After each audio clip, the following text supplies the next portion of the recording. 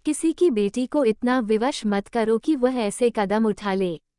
सुंदर, सुशील और शांत स्वभाव की होने के बाद भी उर्मिला जी को उनकी बहू रिया कभी पसंद नहीं आ सकी।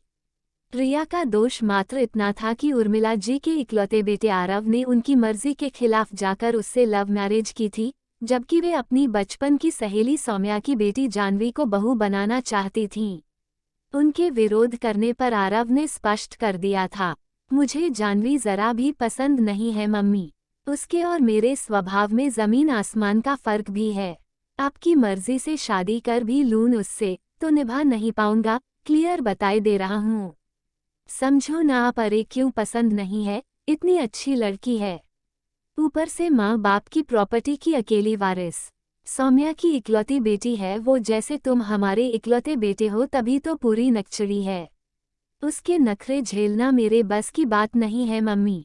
फिर मुझे रिया पसंद है, मेरे ऑफिस के पास ही उसका भी ऑफिस है, कई सालों से हम दोस्त हैं, मुझे उसी से शादी करनी है। ये क्या बोल रहे हो आरव, ऐसा कैसे कर सकते हो तुम? कब से हम तुम्हें बताते आ रहे हैं कि हमने और जानवी के पेरेंट्स ने तुम दोनों का रिश्ता पक्का कर चुके हैं। दूसरी किसी लड़की को मैं अपने घर की देहरी नहीं लांघने दूंगी, साफ बता रही हूँ मैं भी।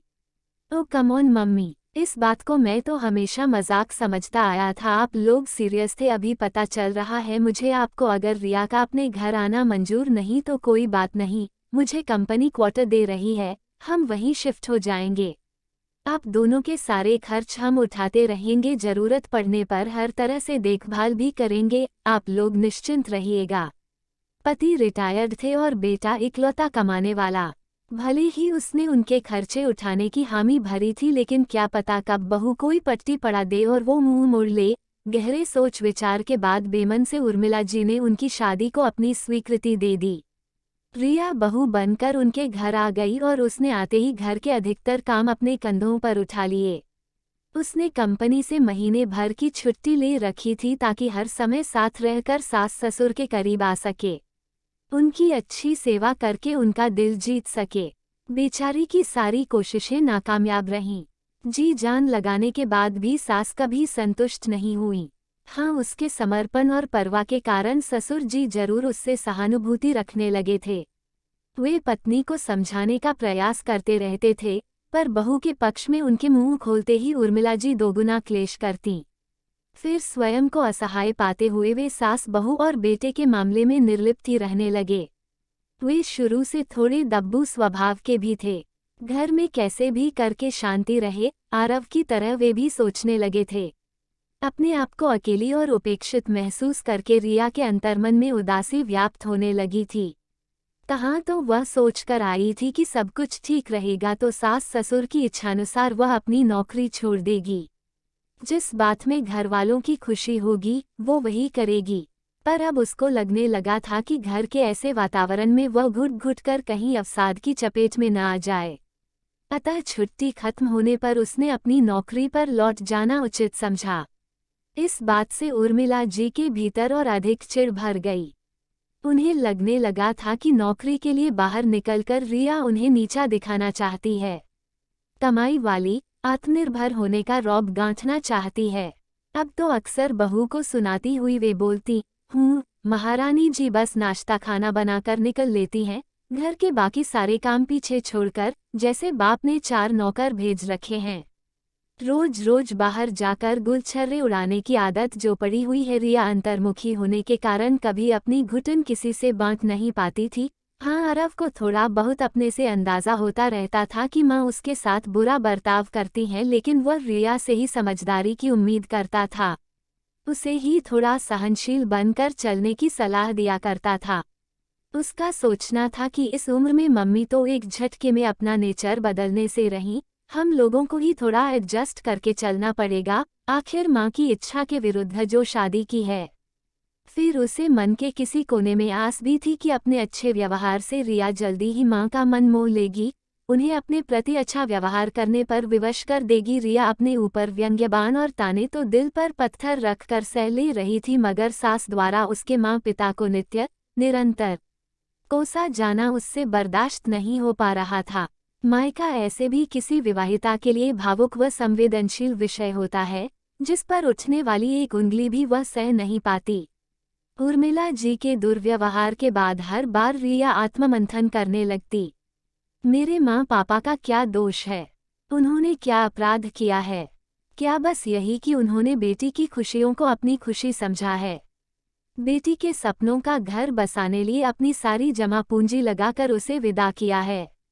ज्यादा पढ़ा लिखा भर देने से बेटी के माँ बाप के फर्ज पूरे नहीं हो जाते, अच्छे संस्कार देना ज्यादा जरूरी होता है। लेकिन जब खुद ही कुसंस्कारी हों तो लड़की को क्या सिखाएं? उर्मिला जी अक्सर कहती, कई बार सुनाती चली जाती, अपनी लड़की को नौकरी करने के बहाने से खुला छोड़कर रख दिया था कि जा बेटी कोई अच्छा भला मोटा मुर्गा देखकर फांस लेना, ताकि हमारा लाखों का दान दहेज बच जाए। रिया का हृदय रो उठता ऐसे अनर्गल आरोपों से। कौन से माता पिता ऐसी शिक्षा देते होंगे? और मम्मी पापा ने अपने सामर्थ्य अनुसार दिया तो है। इन लोगों की मांग पर शादी की अधिकतर रस्मों में खुलकर खर्चा भी किया है। भले कर्जे में दब गए हैं लेकिन बेटी के लिए कोई कसर बाकी नहीं रखी है। इन दिनों रिया से जब उसकी माँ मिलती तो पूछती, बिटिया तू ससुराल में अच्छे से तो रहती है न, तुझे कोई तकलीफ तो नहीं लाड़ो? दामाद जी तेरा ध्यान तो रखते हैं न? रिया का मन करता कि माँ के सामने दिल का सारा दर्द उड़ेल उनकी छाती से लगकर खूब रोए और अपना मन हल्का कर ले, लेकिन जैसे ही माँ की उम्मीदों से भरे चेहरे पर उसकी नज़र पड़ती, वो खोखली हंसी हंसती कह दिया करती, हाँ माँ, एकदम अच्छे से रहती हूँ मैं, आपके दामाद पूरा ख्याल रखते हैं, मम्मी जी पापा जी भी बहुत अच्छे हैं। माँ की आंखों में सुकून पसर जाता और रिया उसी में अपनी खुशी ढूंढ लेती। ऐसे ही रिया के घुट घुट कर दिन गुजर रहे थे। उर्मिला जी आज जैसे ही रसोई में गईं, बहू वहां नहीं दिखी बल्कि सारा काम आधा अधूरा फैला हुआ दिखा। मौका पाते ही फिर से उनका पारा गर्म हो गया और तुरंत उन्होंने बड़बड़ाना शुरू कर दिया, सारी रसोई फैलाकर कामचोर न जाने कहाँ मर गई है। फिर औने पौने सब निपटा कर निकल लेगी अपनी नौकरी पर। यहाँ ये नौकरानी जो बैठी हुई है महारानी जी के पीछे घर संभालने को, आज सोकर उठने के बाद से ही रिया को तबीयत कुछ अच्छी नहीं लग रही थी। आरव अभी तक गहरी नींद सोया हुआ था। किसी तरह रिया उठी तो उसे अपना सर घूमता और जी मिचलाता सा लगा, पर हिम्मत जुटाकर वो उठ खड़ी हुई। नहा धोकर फ्रेश होने के बाद उसे कुछ अच्छा महसूस हुआ तो वो आरव को बिना जगाए बाहर चली गई। रसोई में पहुंच सास ससुर को चाय बनाकर देने के बाद वह सबके नाश्ते और खाने की तैयारी में लग गई। उसने सब्जियां काट कर रख ली और मसाला पीस कर रख लिया। अभी वह आटा गूंधते सोच ही रही थी कि ऑफिस फोन कर देती हूँ छुट्टी के लिए। उसे जोर की उबकाई आई और वह मुंह पर हाथ रखती दौड़कर अपने कमरे के वॉशरूम को चली गई। मुंह हाथ धोकर वह जैसे ही वहां से निकली, उसके कानों में सासुमां के बड़बड़ाने की आवाज पड़ गई। भिखारियों ने अपनी कामचोर आवारा बेटी को आगे करके मेरे सोने जैसे बेटे को फंसा लिया। भगवान करे सच के भिखारी बन सड़क पर आ जाएं। कटोरा लेकर भीख मांगते फिर लगातार ऐसी बददुआएं सुनती और सहती आ रही थी रिया। मगर आज अस्वस्थ तन के कारण उसके मन की घुटन हद से ज्यादा बढ़ गई और उसकी सहनशक्ति ने जवाब दे दिया। तत्काल उसने एक भयानक निर्णय ले लिया। शायद डिप्रेशन के दौरे जैसी स्थिति में उसका अपने दिमाग पर नियंत्रण न रहा था। सास ससुर के कमरे की सफाई करते समय वो उनकी टेबल पर नींद की गोलियों का डब्बा हमेशा देखा करती थी। वह अनायास ही वहां जा पहुंची।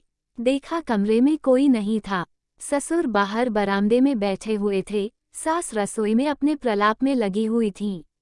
यंत्रचालित सी वह डिब्बा उठा लाई, अपने कमरे में वापस आकर दरवाजा लॉक कर लिया। फिर ढेर सारी नींद की गोलियां हलक में उतार ली और कमरे के एक किनारे बिछे काउच पर गिरकर गहरी नींद सो गई, दोबारा कभी न उठने के लिए। वहीं बगल में पलंग पर आरव अभी तक गहरी नींद सोया पड़ा था, इस बात से बेखबर कि उसकी दुनिया उजड़ चुकी है।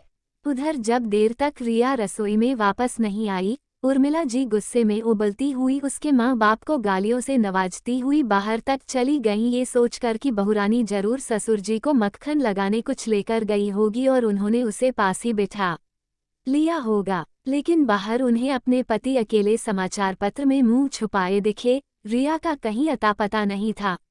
वे दौड़ती हुई वापस बेटे के कमरे तक गईं। दरवाजा अंदर से बंद पाकर उन्होंने उसे बुरी तरह से पीट डाला। तो महारानी सारे काम छोड़कर फिर से कमरे में घुस गई है। आज नहीं छोड़ूंगी इसे, आरव से बोलकर इसकी अकल ठिकाने लगवाती हूँ, दरवाजा खटखटाते हुए यही सोच रही थी। लगातार दरवाजे पर पड़ती जोरों की थाप से आरव चौंक कर जागा। भागकर दरवाजा खोला तो मां को आंखों से अंगारे बरसाती पाया। उर्मिला जी बेटे को बाजू धकेल कमरे में घुस गईं। बहू को औंधे पड़कर सोते हुए देखकर वे चीखने लगीं। देख तेरी बीवी की मक्कारी। उधर सारे काम फैला हुआ छोड़कर यहाँ महारानी आराम कर रही, मैं नौकर हूँ इसकी। आरव पहली बार रिया को इस समय सोया हुआ देख रहा था। कहीं इसकी तबीयत तो खराब नहीं हो गई है, सोचता हुआ उसे जगाने लगा। और थोड़ी ही देर में जैसे ही उसे आभास हुआ कि रिया सोई नहीं है बल्कि बेहोश है, उसके पांवों तले से जमीन खिसक गई। आनन फानन में परिचित डॉक्टर को फोन करके बुलाया गया, जिसने चेकअप करके रिया की मृत्यु की पुष्टि कर दी। आरव के साथ साथ उसके माँ बाप को सांप सूंघ गया मानो। ऐसा कैसे हो सकता है? नहीं नहीं डॉक्टर साहब, आपको जरूर कोई गलतफहमी, मगर सच अपने विद्रूप रूप में सामने था। अनहोनी घट चुकी थी। पत्नी की ऐसे असमय मौत और ऊपर से पुलिस कोर्ट कचहरी के चक्कर, आरव के लिए ये सब एकदम असहनीय था। बहू को आत्महत्या के लिए उकसाने का पूरा इल्जाम माँ बाप पर आते देख उसने अपने बयान में सारा दोष अपने सर ले लिया। पूछताछ में हर बार यही झूठ कहता रहा कि दोनों की पटती नहीं थी। उसके और रिया के बीच बहुत ज्यादा झगड़े होते थे। इंस्पेक्टर वर्मा जब उसका लिखित बयान दर्ज कर रही थी, आरव कुछ सोचता हुआ बता रहा था, कल की लड़ाई में रिया ने गुस्से में मुझे धमकी दी थी कि वह सुसाइड कर लेगी, जिसके जवाब में मैंने कह दिया था कि ऐसी कोरी धमकियों से मैं डरने वाला नहीं हूँ। मरने वाले बोलकर नहीं मरते, मुझे क्या पता था कि वो सचमुच ऐसा कदम उठा लेगी। इस बयान के बाद पुलिस ने आरव को गिरफ्तार कर लिया और उस पर नवविवाहिता पत्नी की परोक्ष हत्या का मुकदमा दायर हो गया। रिया के घरवाले बेटी के गम में पागल हो उठे थे। जिस हंसती खेलती लाडली को उन्होंने कुछ माह पहले डोली में बिठाकर यह समझकर विदा किया था कि वो अपने मनपसंद हमसफर के संग जिंदगी को भरपूर जिएगी, उसकी ऐसी अकल्पनीय परिणति उनसे सहन नहीं हो रही थी। उनकी याचिका पर आरव की जमानत की अर्जी नामंजूर हो गई और उसे केस के पहले चरण के फैसले तक के लिए जेल में डाल दिया गया। एक निर्दोष इंसान के लिए ये सब झेलना किसी बड़े सदमे से कम नहीं था। ऊपर से जेल के अंदर की काली दुनिया। आरव के लिए दुर्दांत अपराधियों के बीच रहना जीवित नरक भुगतने जैसा था। वहशत से भरे हुए कई पुराने और घाघ मुजरिम वहां ऐसे थे जो नए आए हुए कैदियों का कई तरीकों से शोषण करते थे। ऊपर तक उनकी पहुंच और कानून के रखवालों से सांठगांठ होने के कारण किसी की हिम्मत नहीं थी कि उनकी शिकायत करे। अगर कोई शिकायत करे भी तो कोई सुनवाई नहीं होनी थी, उल्टा शिकायत करने वाले की शामत आ जानी थी। अधिक दिनों तक आरव ये सब झेल नहीं सका। उसका नर्वस ब्रेकडाउन हो गया। उसकी पागलों जैसी हालत देखकर जेल के वार्डन की रिपोर्ट पर उसे जेल में स्थित अस्पताल में भर्ती कराया गया। वहां के डॉक्टर द्वारा उसकी मानसिक स्थिति गंभीर होने की सूचना पर उसको तत्काल मेंटल ट्रॉमा सेंटर में भर्ती करवाया गया। वहां भी उसकी हालत सुधरने के बजाय दिनों दिन बिगड़ती ही चली गई। और एक दिन विशेषज्ञ डॉक्टर ने आरव के बारे में अपनी फाइनल रिपोर्ट जेल प्रशासन तथा मरीज के घरवालों को सौंप दी कि ऐसे सीवियर केस के पेशेंट का पूरी तरह से ठीक हो पाना नामुमकिन है। रिपोर्ट सुनते ही उर्मिला जी को पहली बार एहसास हुआ कि उनकी हंसती खेलती दुनिया उजड़ाने वाली वो खुद है। उन्हें अपने किए जुर्म का एहसास होने लगा कि उन्होंने अपने हाथों से अपना सब कुछ नष्ट कर डाला है। प्रस्तर प्रतिमा सी वे किंकर्तव्य विमूढ़ खड़ी थीं कि तभी उनके पति रोते कलपते हुए उनके पास आए और सबके सामने ही चीख चीख कर सारी बर्बादियों का दोषी उन्हें ठहराते कहने लगे, ऐसी औरत के साथ मैं अब एक पल भी नहीं रहूंगा। आज से ही किसी वृद्धाश्रम में जाकर रह लूंगा या फिर मथुरा वृंदावन चला जाऊंगा। इस कलंकिनी का चेहरा भी दोबारा नहीं देखूंगा।